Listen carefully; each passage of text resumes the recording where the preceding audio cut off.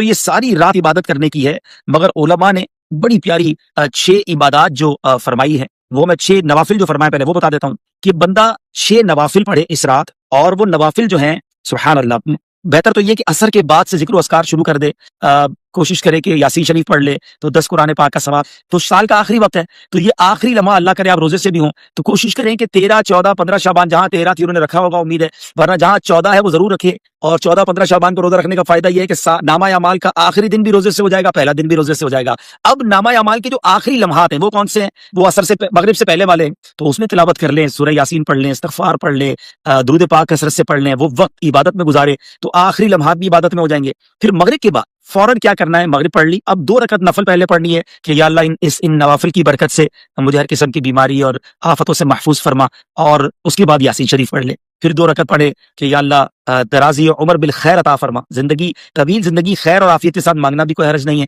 کیونکہ طویل زندگی ہوگی تو نیکیاں بھی زیادہ ہوں گی انشاءاللہ۔ پھر یاسین شریف پڑھے، پھر آخری 2 رکعت نفل، یا اللہ اپنے در کے سوا کسی کا محتاج نہ کیجیے، اللہ کرے ساری زندگی دینے والے بنے، مانگنے کی کبھی نوبت ہی نہ آئے، یہ نوافل اس نیت سے پڑھیں، اور پھر یاسین شریف پڑھیں۔ اچھا، ایک عجیب سا فینومنا ہے، ایک عجیب سی مسکنسیپشن پھیلائی جا رہی ہے کہ جناب یہ کدھر لکھا ہے اور یہ کیا ضرورت ہے کرنے کی؟ مجھے بتائیں بھائی، ہم کرتے کیا ہیں اس میں؟ اللہ کی عبادت کرتے ہیں، نفل پڑھتے ہیں، کیا نفل کسی بھی وقت پڑھنا منع ہے؟ ہم قرآن پڑھتے ہیں، کیا کبھی بھی پڑھنا منع ہے؟ اگر بزرگوں نے فرمایا اور ہم عمل کرتے ہیں، کیونکہ یہ رات عبادت کی ہے، یہ رات مغفرت کی، یہ تو حدیث پاک میں ہے نا، تو اگر کوئی عبادت کی رات، مغفرت کی رات نوافل پڑھتا ہے، یاسین شریف پڑھتا ہے، اللہ کی بارگاہ میں دعا کرتا ہے، تو پرابلم کیا ہے؟ لوگوں کو پرابلم اللہ کی عبادت سے کیوں ہو جاتی ہے؟ اس بہانے لوگ جمع ہو جاتے ہیں، اس بہانے لوگ عبادت کرتے ہیں، اللہ کو یاد کرتے ہیں، ورنہ کہیں اپنے طور پہ جو جی چاہے کر لیں تو کچھ بھی نہیں کریں گے۔ تو ایک اگر پلان کے ساتھ اللہ کی عبادت کرنی جائے، ہاں ہم یہ کہیں نا یہ واجب ہے، جو نہیں کرے گا وہ گناہگار ہوگا، پھر تو اعتراض بنتا ہے، نہ ہم نے واجب کہا، نہ ہم نے فرض کہا، نہ ہم نے سنت موقعہ کہا، ہم نے کہا نفل ہے، بہتر ہے، پڑھے بھائی، فائدہ ہوگا۔ تو اس کی وجہ سے بتائیں، بچپن سے ہم پڑھ رہے ہیں، لاکھوں لاکھ کروڑوں عاشقان رسول یہ پڑھ رہے ہیں، تو فائدہ ہی ہے نا۔ اور اگر آپ یعنی جناب کوئی عبادت نہیں کرنی، اپنی مرضی سے کریں تو سب تتر بتر ہو جائے گا۔ تو اللہ سلامت رکھیے، ہمارے بزرگوں نے پورا ہمیں پلان دیا، اور اس پلان کے ساتھ ہم عمل کرتے ہیں تو بڑا اچھا وقت گزرتا ہے، دل کو کچھ ڈھارس بن جاتی ہے۔ حدیث پاک میں پیارے آقا نے فرمایا نا کہ ایک بار یاسین پڑھنے والے کو 10 قرآن پاک کا ثواب ملتا ہے، تو 3 سورہ یاسین پڑھی، 30 قرآن پاک کا ثواب، اعمال نامہ شروع ہوا فوراً مل گیا۔ امیر اہل سنت تو ایک اور بھی بڑی پیاری بات بتاتے ہیں کہ ہر 2 رکعت نفل کے بعد 21 بار سورہ اخلاص بھی پڑھ لیں، سورہ اخلاص قل اللہ احد، 3 بار سورہ اخلاص پڑھیں گے بھی حدیث پاک میں ہے، تو اس میں قرآن پاک کا ثواب ہو گیا۔ تو 21 بار سورہ اخلاص پڑھے تو 7 قرآن پاک کا ثواب، ایک یاسین پڑھے تو 10 قرآن پاک، یہ ہو گیا 17 ملٹیپلائی بائی 3، 51 قرآن پاک پڑھنے کا ثواب مغرب اور عشاء کے درمیان ہی مل گیا۔ تو پھر تو ہمیں پرابلم کی ہے؟ اور یہ حدیث پاک میں نبی پاک نے یہ تو نہیں فرمایا کہ بھائی سورہ یاسین کا 10 قرآن کا ثواب ہے، شب برات کو نہیں ہے، تین بار سورہ اخلاص پڑھنے پر پورے قرآن کا ثواب ہے مگر شب برات کو نہیں ہے، ایسا تو نہیں ہے۔ تو پھر کیوں لوگوں کو کنفیوز کرتے ہیں بھائی؟ پڑھنے دیں، لوگ عبادت کر رہے ہیں۔ تو بہرحال آ جائیں واپس اپنے پوائنٹ کی طرف کہ عبادت کریں، دل کھول کر کریں۔ اس کے بعد آپ کیا کریں؟ رات کو ویسے تو قبرستان جانا بھی سنت، لیکن اس رات کو میرا ایک اور مشورہ یہ ہے کہ صلاۃ التسبیح بھی ادا کریں۔ بڑی کمال کی نوافل ہیں یہ، اور بڑی طویل نوافل ہیں، اس کو پڑھنے کا مزہ بھی کچھ اور آتا ہے۔ تو اب ظاہر مسجدوں میں شاید نہیں ہو سکے گی، تو اپنے گھروں میں صلاۃ التسبیح ادا کریں۔ آلموسٹ لیٹ نائٹ تک مدنی چینل پر نشریات رہیں گی، اور اعلان ہوا ہے کہ امیر اہل سنت اس جگہ سے دعا کریں گے شب برات تقریباً 12 بجے کے آس پاس، کہ جہاں نالین اقدس موجود ہے نبی پاک کے جو تبرکات ہیں امیر اہل سنت کے پاس، وہاں سے امیر اہل سنت انشاءاللہ دعا کریں گے۔ تو آپ نے ضرور شب برات کی رات مدنی چینل کے ساتھ گزارنی ہے، تو انشاءاللہ بہت کچھ آپ جان لیں گے اور سیکھ لیں گے۔ چلیں جناب، کچھ باتیں ہو گئی، کچھ نوافل ہو گئے، عبادات کا بتا دیا۔ 14 رمضان بھی روزہ، 14 شعبان بھی روزہ رکھیں، 15 شعبان بھی ضرور روزہ رکھیں۔ اچھا، ممکن ہو جن کے لیے، اب یہ بھی کوئی فرض واجب نہیں ہے بھائی، بزرگوں کا قول ہے اور ہم تو عمل کرتے ہیں بزرگوں کے قول پر، نقصان کوئی نہیں ہے نا، کہ جو بیری کے 7 پتے گرم پانی میں ڈال کے اس کو ابال لے، اور اس پانی کو پھر اس سے غسل کر لے، بے شک اس کو پھر بالٹی میں ڈال لیں، تو سارا سال جادو وغیرہ سے محفوظ رہے گا، تو کوئی حرج نہیں ہے۔ بزرگوں کا قول ہے اور ہر سال کرنے والے کرتے ہیں، ہم نے دوبارہ فرض نہیں کہا، اس کو واجب نہیں کہا، تو آپ کا اعتراض بنتا نہیں ہے، ٹھیک ہے۔ اسی طرح یہ بھی روایتوں میں ملتا ہے کہ اس رات جو وہ تو 10 محرم کے لیے کہ شب زمزم 10 محرم کو زمزم شریف جو ہے وہ تمام پانیوں میں شامل ہوتا ہے، شب برات کے لیے یہ بیری کے پتوں والی بات آ گئی، ٹھیک ہے جناب۔ تو بہرحال عبادت کریں اور دل کھول کر کریں، اللہ کی عبادت میں کسی سے سرٹیفکیٹ نہیں لینا، ہمیں عبادت کریں اور جو کر سکتے ہیں کریں، مانگیں۔ آسمان دنیا سے یہ اعلان ہوتا ہے کوئی مانگنے والا کہ ہم اس کی مغفرت کر دیں؟ ہے کوئی توبہ کا طلبگار کہ اس کی توبہ قبول کی جائے؟ ارے ہم گناہ گاروں کو تو توبہ چاہیے، مغفرت چاہیے، اللہ کی طرف سے رحمت چاہیے۔ تو اس رات خوب مانگنا ہے، بہت مانگے، بلکہ آج بھی مانگے، کل بھی مانگے۔ آج ماشاءاللہ دنیا کے کئی ملکوں میں شب برات ہے، عرب ممالک میں شب برات ہے، تو انشاءاللہ مکہ مدینے میں شب برات ہے، تو انشاءاللہ آج رات 11:30 بجے ہمارے سلسلے کے بعد حاجی شاہد صاحب دامت برکاتہ ملانیہ لائیو مدنی چینل پر بیان کریں گے، especially for the viewers of Madani channel, جہاں شب برات ہوگی۔ پھر 12:30 بجے آج رات بھی امیر اہل سنت دعا کریں گے۔ تو آج رات سے سلسلہ شروع ہے عبادت کا، میں ہوں اور قرآن ہے، تسبیح ہے، عبادت ہے، نوافل ہیں، روزے ہیں، لگ جاؤ بھائی، اور کوئی کام نہیں کرنا، توبہ کرے۔ اگر ان 6 لوگوں میں آپ شامل ہیں جن کا میں نے بیان کیا تو ضرور توبہ سچی کر لیں تاکہ جب سب بخشے جائیں تو میرا نام بھی اس میں شامل ہو جائے. چلیں جناب اب آپ کے کچھ میسج 2-4 منٹ پڑھ لیتا ہوں اور اس کے بعد انشاءاللہ ہم بھی دعا کریں گے. صلو علی الحبیب.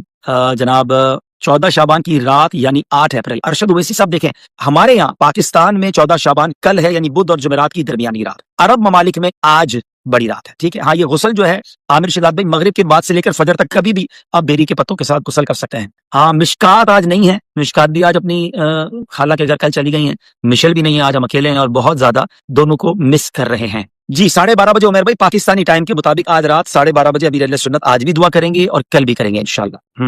مشکات لگتا ہے ہمارا لازم سیگمنٹ ہو گئی ہے ماشاءاللہ. میسیجز آ رہے ہیں ان کے لیے. میں ٹرائی کرتا ہوں کہ دیکھوں مجھے وہ نعتیں جو زبان میں نعتیں ہیں وہ مل جائیں تو میں انشاءاللہ آپ کی دل جوئی کے لیے اس میں سے کچھ پڑھ دوں گا. درود پاک پڑھیں. صلو علی الحبیب. مل گئی جناب. چلیں. اسی مصطفیٰ جے وطن جا دیوانہ سکوں تھا نبی جے سہن جا دیوانہ. اسی مصطفیٰ جے وطن جا دیوانہ سکوں تھا نبی جے سہن جا دیوانہ. نبی جے حرم میں عجب جی چمک آ. نبی جے حرم میں عجب جی چمک آ. انہیں روشنی آئی چمن جا دیوانہ. انہیں روشنی آئی چمن جا دیوانہ. اسی مصطفیٰ جے وطن جا دیوانہ سکوں تھا نبی جے سہن جا دیوانہ. صلو علی الحبیب صلی اللہ تعالی علیہ. چلے بھائی سندھی نعت کی بہت ساری فرمائشیں آپ کرتے تھے. آج میں نے پڑھ دی ہے. اور اچھا 7 پتے ایک بندے کے لیے ہے. میسج آیا تھا کہ 7 جی ہاں 7 پتے اسلامی بھائی کے لیے. ٹھیک ہے. ایک اسلامی بھائی کے 7 پتے ہیں. جتنے گھر کے افراد ہوتے ہیں پتے ہیں لیکن یہ پتے بھی کسی سے پوچھ کے توڑ رہے ہیں. پتہ چلا کسی کے گھر میں بیری کا درخت لگا اور پتے توڑ کے آ رہے ہیں تو اجازت لے کے ایک اچھے کام کے لیے حقوق العباد تلف نہ کر لینا بھائی. آج رات بڑی جو ہے نا کروشل بھی ہے. کروشل ان سینس سینسٹیو ہے کہ آج رات فیصلے ہوں گے. اللہ تبارک و تعالی فرشتوں کو جو کام ہے وہ سونپے جاتے ہیں کہ اگلے سال کون کون دنیا سے جائیں گے, کون کون پیدا ہوں گے, کون کون حج کرے گا. آج تو مانگنا ہے نا کہ یا اللہ اس سال حج بھی لکھ دے, اس سال ہمیں سلامتی والی زندگی دینا, رزق میں اضافہ عطا کر دے.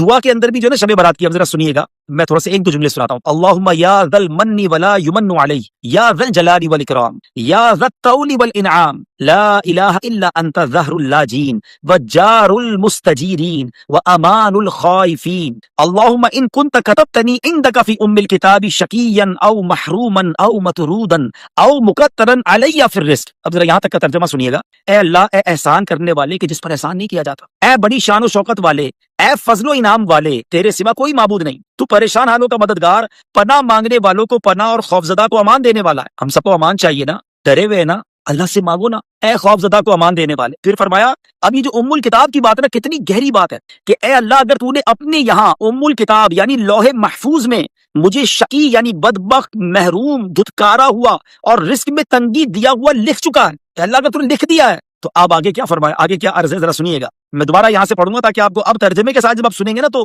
ایمان تازہ ہوگا. کیا ہم نے دعا کی اللہم ان کنت کتبتنی فی عندک فی ام الکتاب, لوح محفوظ میں اگر تو نے مجھے لکھ دیا ہے شقیا او محروما او مطرودا او مقترا علی فی الرزق, رزق کٹا ہوا لکھ دیا, فمحو اے اللہ مٹا دے. اللہم بفضلک شقاوتی و حرمانی و طردی و اقتطار رزقی واثبتنی عندک فی ام الکتاب سعیدا مرزوقا موفقا للخیرات. اے اللہ تو مالک ہے نا, تو خالق ہے, اس کو مٹا دے. اور اے اللہ اب ہمارے لیے کیا لکھ دے, سنو کہ اے رب کریم تو مجھے خوش بخت اپنے پاس ام الکتاب میں مجھے خوش بخت رزق دیا ہوا, بھلائیوں کی توفیق دیا ہوا تحریر فرما دے. سبحان اللہ سبحان اللہ, بڑی کمال کی دعا. پھر آگے اے اللہ تو اپنے پیارے حبیب علیہ الصلوۃ والسلام کے صدقے لیلۃ